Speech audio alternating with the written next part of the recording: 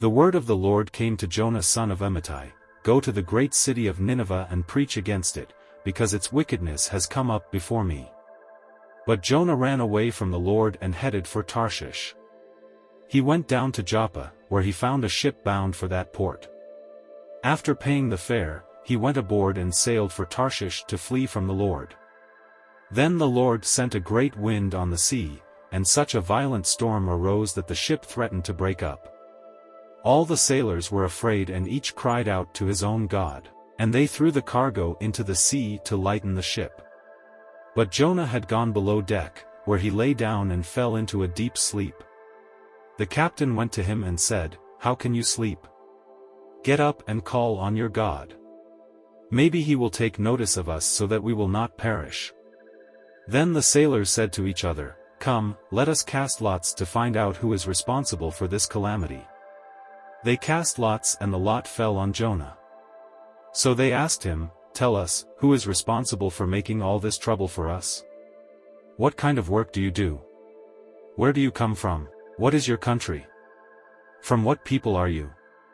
He answered, "I am a Hebrew and I worship the Lord, the God of heaven, who made the sea and the dry land." This terrified them and they asked, "What have you done?"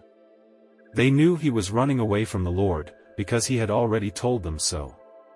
The sea was getting rougher and rougher. So they asked him, "What should we do to you to make the sea calm down for us?" "Pick me up and throw me into the sea," he replied, "and it will become calm. I know that it is my fault that this great storm has come upon you." Instead, the men did their best to row back to land. But they could not, for the sea grew even wilder than before. Then they cried out to the Lord, "Please, Lord, do not let us die for taking this man's life. Do not hold us accountable for killing an innocent man, for you, Lord, have done as you pleased." Then they took Jonah and threw him overboard, and the raging sea grew calm. At this the men greatly feared the Lord, and they offered a sacrifice to the Lord and made vows to him. Now the Lord provided a huge fish to swallow Jonah, and Jonah was in the belly of the fish 3 days and 3 nights. From inside the fish Jonah prayed to the Lord his God. He said, "In my distress I called to the Lord, and he answered me. From deep in the realm of the dead I called for help, and you listened to my cry.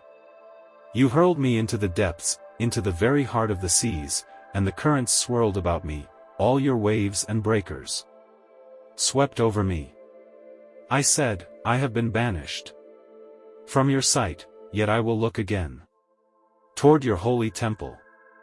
The engulfing waters threatened me, the deep surrounded me, seaweed was wrapped around my head. To the roots of the mountains I sank down, the earth beneath barred me in forever. But you, Lord my God, brought my life up from the pit.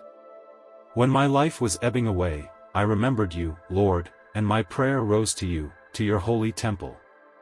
Those who cling to worthless idols turn away from God's love for them. But I, with shouts of grateful praise, will sacrifice to you. What I have vowed I will make good. I will say, salvation comes from the Lord. And the Lord commanded the fish, and it vomited Jonah onto dry land. Then the word of the Lord came to Jonah a second time, "Go to the great city of Nineveh and proclaim to it the message I give you." Jonah obeyed the word of the Lord and went to Nineveh. Now Nineveh was a very large city, it took 3 days to go through it. Jonah began by going a day's journey into the city, proclaiming, 40 more days and Nineveh will be overthrown. The Ninevites believed God. A fast was proclaimed, and all of them, from the greatest to the least, put on sackcloth.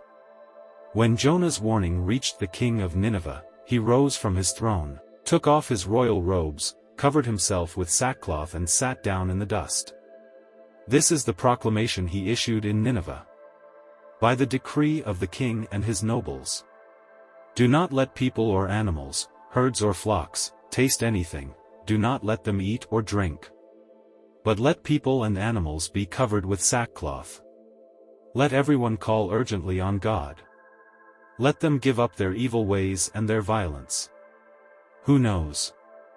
God may yet relent and with compassion turn from his fierce anger so that we will not perish. When God saw what they did and how they turned from their evil ways, he relented and did not bring on them the destruction he had threatened. But to Jonah this seemed very wrong, and he became angry. He prayed to the Lord, "Isn't this what I said, Lord, when I was still at home? That is what I tried to forestall by fleeing to Tarshish. I knew that you are a gracious and compassionate God, slow to anger and abounding in love, a God who relents from sending calamity. Now, Lord, take away my life, for it is better for me to die than to live." But the Lord replied, "Is it right for you to be angry?" Jonah had gone out and sat down at a place east of the city. There he made himself a shelter, sat in its shade and waited to see what would happen to the city. Then the Lord God provided a leafy plant and made it grow up over Jonah to give shade for his head to ease his discomfort, and Jonah was very happy about the plant. But at dawn the next day God provided a worm, which chewed the plant so that it withered. When the sun rose, God provided a scorching east wind, and the sun blazed on Jonah's head so that he grew faint. He wanted to die, and said, "It would be better for me to die than to live." But God said to Jonah, "Is it right for you to be angry about the plant?" "It is," he said. "And I'm so angry I wish I were dead." But the Lord said, "You have been concerned about this plant, though you did not tend it or make it grow. It sprang up overnight and died overnight. And should I not have concern for the great city of Nineveh, in which there are more than 120,000 people who cannot tell their right hand from their left, and also many animals?"